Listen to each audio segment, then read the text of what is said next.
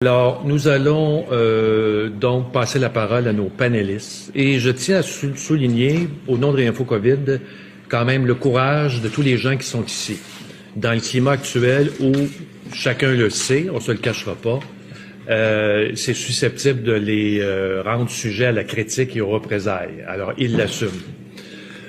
Alors, je vais passer je vais passer le plateau. Les interventions vont se faire en ordre de ma droite à la gauche. Voilà. Bonjour. Je suis Carole Xavier, je suis médecin spécialiste en anatomie pathologique depuis 29 ans et j'exerce depuis 10 ans au CIS de l'Outaouais. J'ai décidé de prendre la parole aujourd'hui pour dénoncer l'absence de débat public et les dommages collatéraux des mesures anti-Covid. Je ne suis pas vaccinée et je ne désire pas l'être parce que je n'arrive pas à me convaincre ni de la nécessité de la vaccination à 100% de la population, ni de l'efficacité de cette vaccination généralisée, et non plus de l'innocuité des vaccins à ARN messager sur le long terme.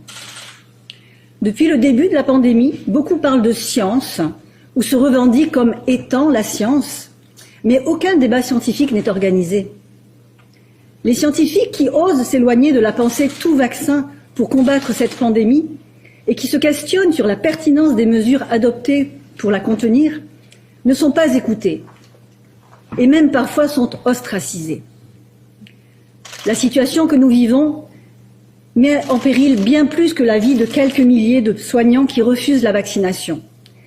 Elle va exacerber la fragilisation de notre système de santé tout entier.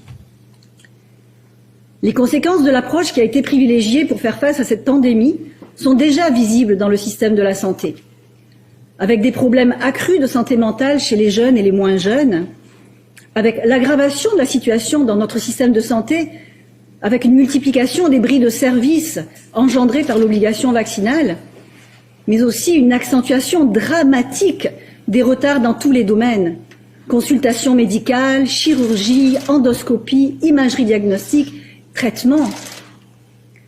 Mais ne nous leurrons pas. La peur diffusée et entretenue pendant presque 2 ans autour de cette pandémie, qu'elle soit justifiée ou non n'est pas le problème,